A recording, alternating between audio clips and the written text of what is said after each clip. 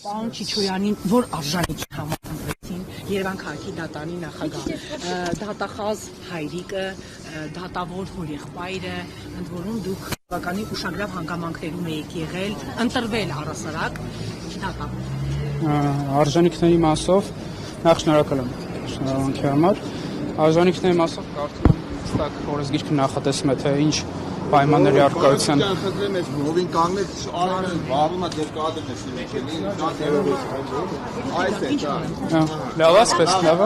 արժանիքների մասով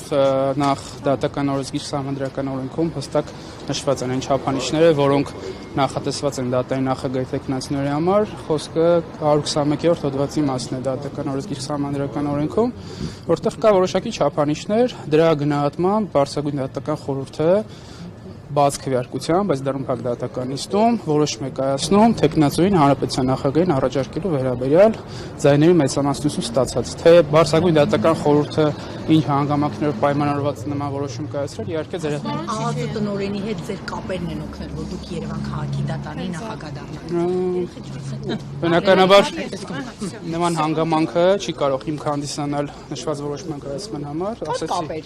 մտերմություն կա ԱԱԾ տնօրենի հետ, Պարոն Սիմոնյանի հետ մտերմություն կա, դեռևս այն ժամանակատվից, երբ որ պարոն Սիմոնյանը եւ ես, ոչ ես դատավորը, ոչ պարոն Սիմոնյանը ԱԱԾ տնօրեն 10 եւ ավել տարի հիմա հարաբերություններ ունեք ել ինքերական մտերմություն։ Այսպես ասեմ, չեմ պատրաստվում որոշակի ժամանակավոր որոշակի երևույթների համար, խոսքը պաշտոնի մասին է, ընկերներից հրաժարվել, բնականաբար շփումներ կան, բայց այդ շփումները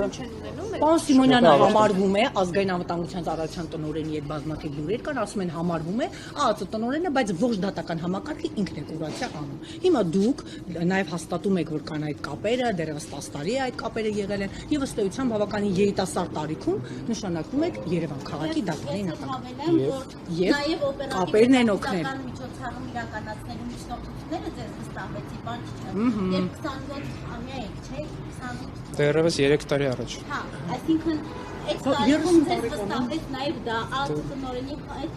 կապերը, տանիքները։ Իհարկե։ Այսինքն Այս կապերը ոչ ման չեն արել, համարեն են պարոն Չիչոյանը այնքան լավ գիտելիքներ ունի ու արդյունքում գիտելիքներն ասում են կասկածի տակ չեն, բայց կապերը Ինչ պատասխան եք ակնկալում դուք ինձանից, թող ձեր հարցերին պատասխանեմ։ Երևանի դատարանում ձեզնից ավելի փորձառու, բազմամյա փորձունեցող դատավորներ կային, կարծում եմ նաև արժանի, ես չեմ արժանի չեք եկել։